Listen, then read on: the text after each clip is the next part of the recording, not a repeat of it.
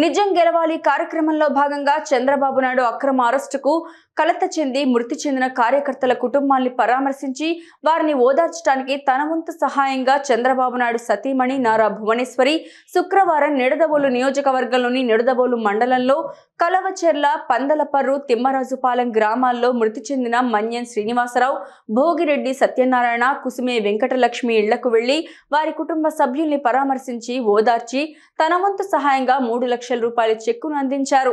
భువనేశ్వరి ఆయా గ్రామాలకు వెళ్లగానే ఆమెను చూడటానికి, కరచలనం చేయటానికి మహిళలు, కార్యకర్తలు, ప్రజలు అశేషంగా విచ్చేశారు. జై తెలుగుదేశం, జై చంద్రబాబు అంటూ నినాదాలతో గ్రామాలు హోరెత్తాయి.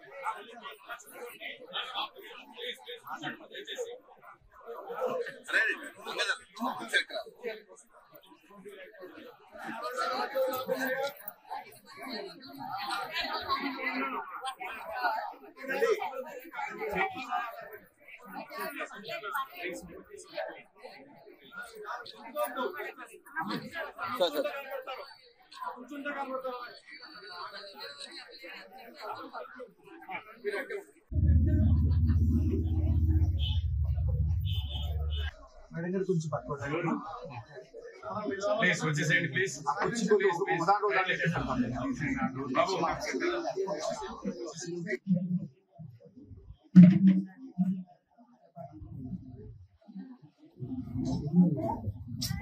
Sir, check it.